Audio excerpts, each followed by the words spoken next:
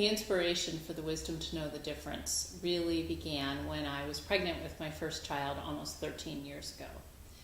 I started thinking about the Serenity Prayer, which asks for serenity to accept the things we cannot change, courage to change the things we can change, and the wisdom to know the difference. I found when I was pregnant there were all these things out of my control. Am I going to break my water in the supermarket? And is my favorite doctor going to be on call when I go into labor? All those kinds of concerns about things that I couldn't control. But at the same time, there were all these things that were in my control, like eating a healthy diet and stopping having wine at dinner. And I found that focusing on the things that were in my control relieved some of the stress about the things that I couldn't manage according to my plan. That was really the seed of the book. I started thinking then that that last line, the wisdom to know the difference, would make a great book subject. But I knew I wasn't ready to write it then.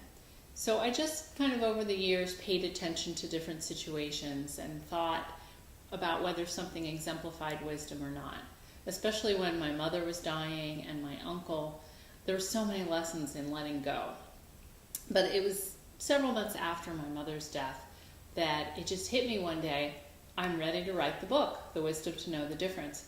So I went to a drugstore, I got a notebook, and I just wrote 10 pages of ideas right on the spot. And that was really how it began. I was so inspired by the people who I interviewed for this book. Many of them had gone through terrible life experiences, the death of a child, bankruptcy, homelessness, paralysis, discrimination. One woman even fled from the Nazis. And what I found was that these people were not bitter or broken. They had learned from the difficult lessons life had given them. They made the best of their circumstances. And in many cases, they went on to help lots of other people in their lives. And I just found that so inspirational, really gave me a lot of hope as a writer. And I think it'll be inspirational for readers too.